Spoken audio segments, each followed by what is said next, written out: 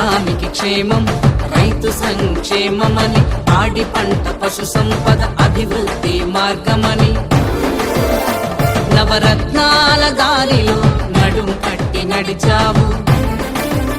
నేను విన్నానని నేను ఉన్నానని చెప్పి మొదటి సంవత్సరమే రాష్ట్రాభివృద్ధికి రాజబాట వేశావు.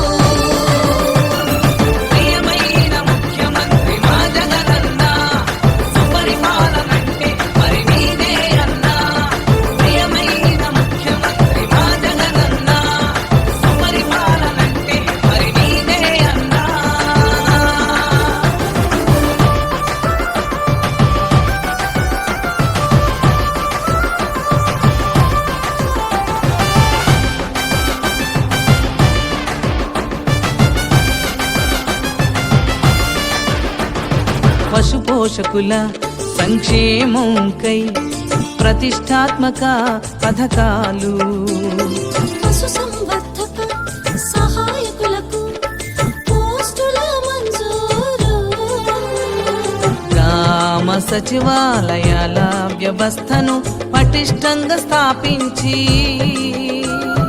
రైతు భరోసా కేంద్రాలను అన్ని చోట్ల నెలకొల్పి, పశు పోషకుల కొరకు పశు విజ్ఞాన బడులు, జాతిపిత కలలు కన్న గ్రామ స్వరాజ్యం తెచ్చే ప్రియమైన ముఖ్యమంత్రి మా జగనన్న. సుపరిపాలనంటే మరి నీదే అన్నా. రైతు బాగుంటేనే రాష్ట్రం బాగుంటుందని, రైతు కూలీలు వీరిద్దరూ ముఖంలో చిరునవ్వు కనపడితేనే రాష్ట్రం నిజంగా కూడా బాగుంటుంది.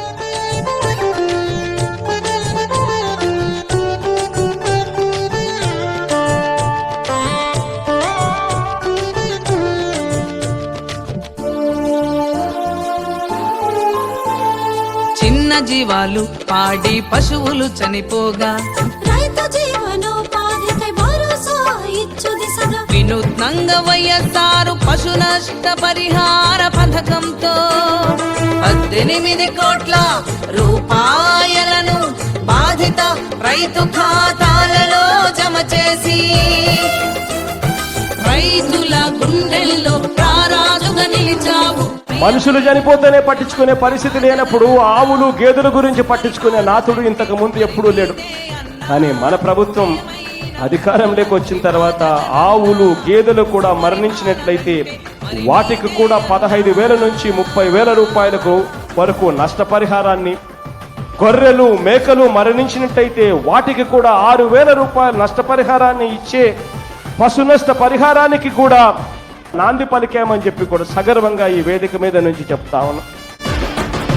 275 కోట్ల రూపాయలతో భారీ రుణ సదుపాయం, చిన్న జీవాల పెంపకంలో రైతులకు చేయూత, పశువులకు విశిష్ట గుర్తింపు గల చెవిపోగు, ప్రతి కుటుంబానికి పశు ఆరోగ్య సంరక్షణ కార్డులు, సకాలంలో గాలికుంటూ వ్యాధి టీకాలనిచ్చి దేశం మొత్తంలోనే ఆంధ్ర రాష్ట్రం మొదటిగా నిలిచే ప్రియమైన ముఖ్యమంత్రి మా జగనన్న. సుపరిపాలనంటే మరి నీదే అన్నా. ప్రియమైన ముఖ్యమంత్రి మా జగనన్న. సుపరిపాలనంటే మరి నీదే అన్నా.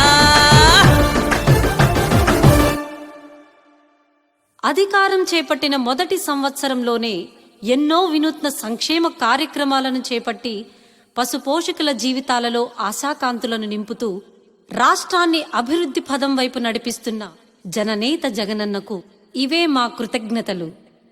పశుసంవర్ధక శాఖ, ఆంధ్ర.